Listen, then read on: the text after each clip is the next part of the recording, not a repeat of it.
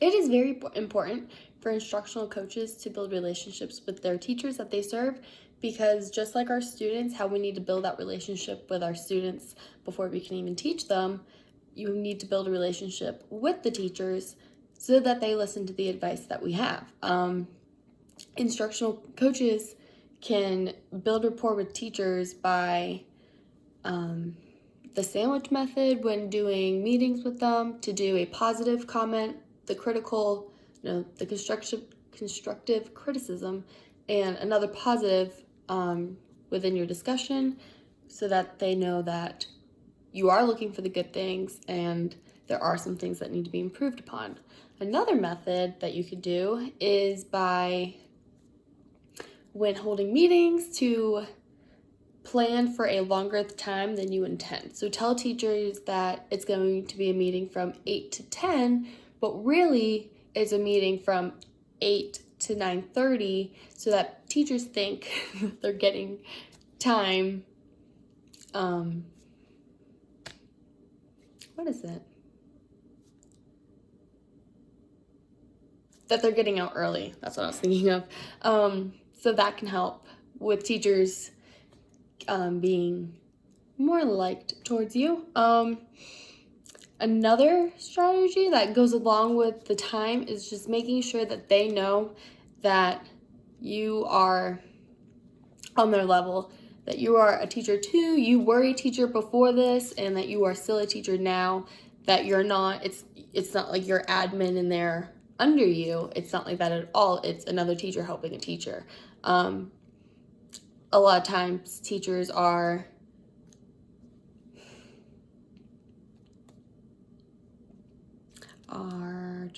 not turned off by us, but kind of defensive towards us, because they feel that we are higher than them, or that it's one against the other type of thing.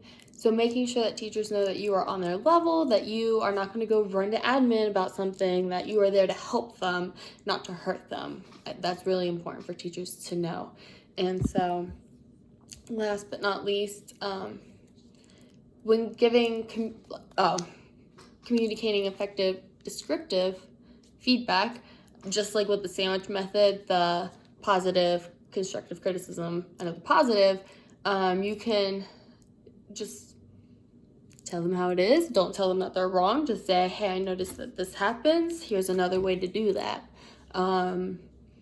Or giving suggestions, or helping them find their own idea, so that they don't feel like you're getting on to them or that they did something wrong, but so that they know that you really are there to help them and to help them improve on their teaching. Yeah, that's really all I got.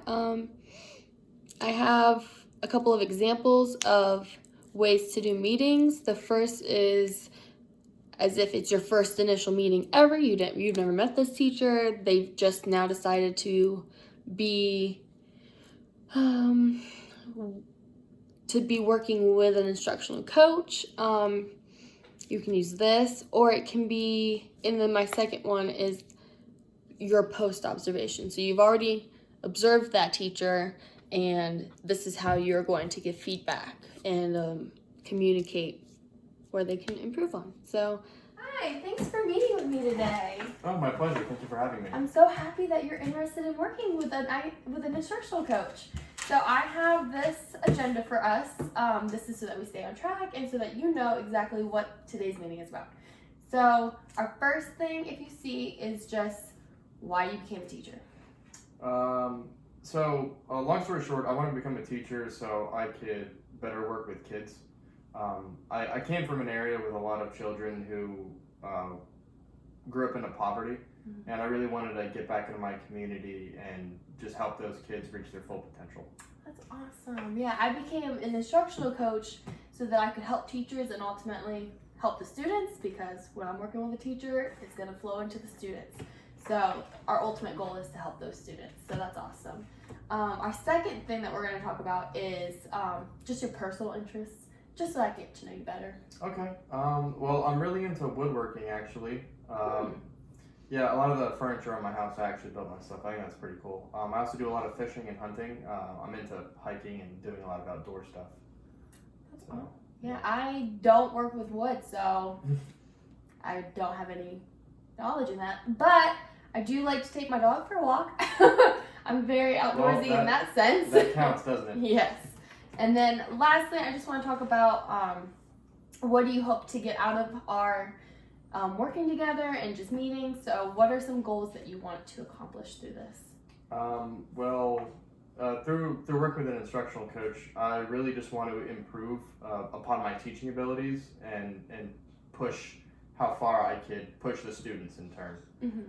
So do you want to work with some like enrichment activities and just for your students who finish early? Do you want to figure out ways to work with that? Specifically, I actually want to work with some of the lower performers in the class, okay. and try to get them up to speed on where the rest of the class is. I can pull some things for differentiated instruction so that we can really help those students and figure out what their needs are in the classroom and how we can help them. If that's something you're interested in. Absolutely. All right. Yeah. I look forward to getting all that material from you. Sweet. And so, when is a good day for me to come observe you in your class? If that's okay with you. Probably by the end of the week. Thursday, Friday, anytime. Just send me an email and I'll get back to you. All right, and then I look forward to hearing from you. Awesome. Thank you for taking the time. Thanks for meeting with me again. Oh, thank you for taking the time. I appreciate it. So I got a chance to observe you for 10 minutes. How do you think the lesson went? I think the lesson went well. I think the kids are pretty receptive of it. Okay. I did take notes. You did an awesome job with calling on students from all over the class, and that really helps with getting those lower students that you were talking about that you want to work with. That really helps getting them to answer in the class, and it's also helping them hear from higher students what they're thinking. So it really helps to get that cultural diversity in your classroom. I did just want to point out one thing. Are your groups in your classroom leveled? And do you know what that means? I think I do. When you say leveled, you mean the students are oriented based on their overall performance level? Yes. Okay. No, actually, I tend to organize a little bit differently, and every quarter I move the groups around. Okay. One thing that I can say or for you to implement is to try putting your groups leveled groups so that you have your high students at one table, your low students at another table, and then mix your middles together. Okay. That way you can really focus on your low group and really help them get to where they need to be. Okay. And so you can place them in the front of the room. Me, when I was a teacher, I loved having my students right where I taught. That way, right in the front of the class, in your environment, yes. like in your little circle. Yeah, okay. That way it's hard for them not to focus off of me because I am right there in front of them, and then the rest of the students, they are not distracted by them because they're at the front of the room.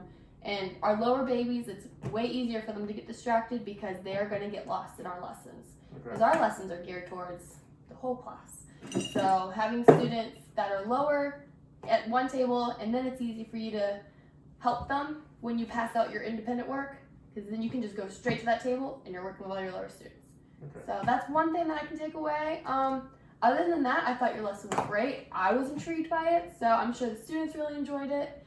Is there any other questions or concerns?